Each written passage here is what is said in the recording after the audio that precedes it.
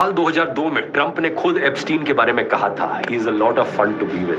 It is even said that he likes beautiful women as much as I do, and many of them are on the younger side.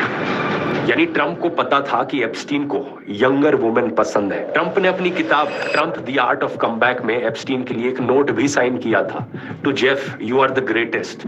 ये है वो बादामी island जिसे Epstein island कहते हैं। 72 एकड़ की इस आइलैंड पर हर एक लग्जरी मौजूद थी। यहाँ लग्जरी रिजॉर्ट से लेकर प्राइवेट डॉग्स और लाइब्रेरी से लेकर सिनेमा सब कुछ मौजूद था। इस आइलैंड पर दुनिया की बड़ी शख्सियत का आना जाना लगा रहता था। जिन लोगों को इस अड्डे से तकलीफ थी वो कम उम्र की लड़कियां और उनके पेरेंट्स। पर इन ताकतवर लोगों के नाम सुनते ही किसी की भी हिम्मत ना हुई। लेकिन फिर मार्च 2005 में इस सारी कहानी का पर्दा तब उठा जब कोर्टनी वाइल्ड के नाम की एक लड़की ने हिम्मत की और पुलिस स्टेशन में जेफरी एप्स्टीन के खिलाफ रिपोर्ट दर्ज की। ये कहानी है एक ऐसे शख्स की जो दुनिया के लिए एक बिलियनर था लेकिन हकीकत में एक बड़ा मुजरिम। आखिर इस आइलैंड पर होता क्या था? दावा किया गया कि इस आइलैंड पर दुनिया की बड़ी नामी शख्स मेहमान बनते थे और यहाँ अंडर एज लड़कियों को टारगेट किया जाता था। एप्स्टीन के दुनिया में पैसा ही नहीं, दुनिया के ताकतवर तरीन चेहरे भी शामिल थे।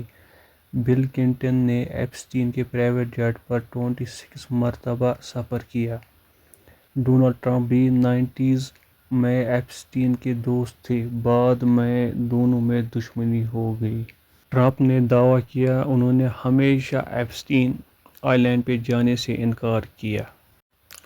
2008 को जब एप्स्टीन को उम्र भर के लिए जेल जाना चाहिए था तब एक सीक्रेट डील तैयार कर दी गई। USA attorney general Alexander Acosta और एप्स्टीन के वकीलों ने मिलकर विक्टिम्स को अंधेरे में रखा और ऐसी डील की कि एप्स्टीन को बचा लिया।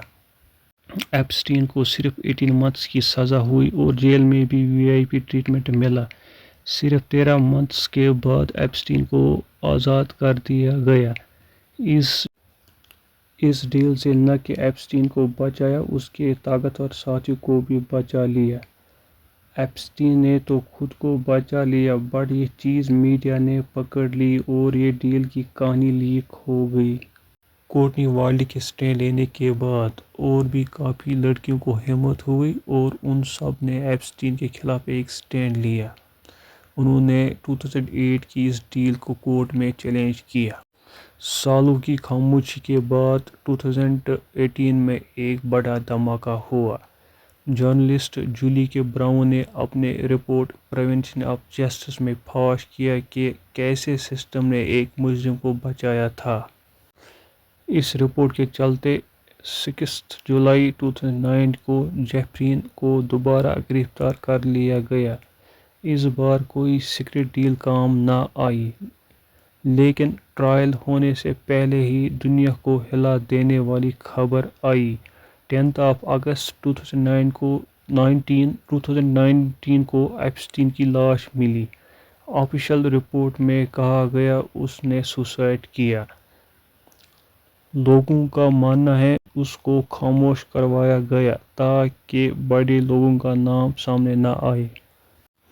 एप्स्टीन तो मौत की शक्ल में सज़ा से बच निकला, लेकिन उसकी सबसे बड़ी साथी ग्लेन मैक्सवेल कानून के शिकंजे से न बच सकी। 2 जुलाई 2020 को ग्लेन मैक्सवेल को अरेस्ट कर लिया गया।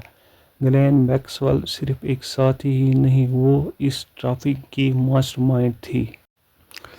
जब एफबीआई ने 2019 को इस आइलैंड पर रेड कर ली, तब से बड़ा पूछा गया सवाल ये था, क्या आइलैंड पर सीक्रेट टनल्स मौजूद थी? एप्स्टीन अगर जिंदा होते तो इन सारे सीक्रेट राज से पर्दा उठ चुका होता। यही वजह थी शायद उससे सुसाइड करने पर मजबूर किया गया। एप्स्टीन की कहानी हमें बताती है कि पैसा, पावर जुर्म को छुपा तो सकता है लेकिन मिटा नहीं सकता।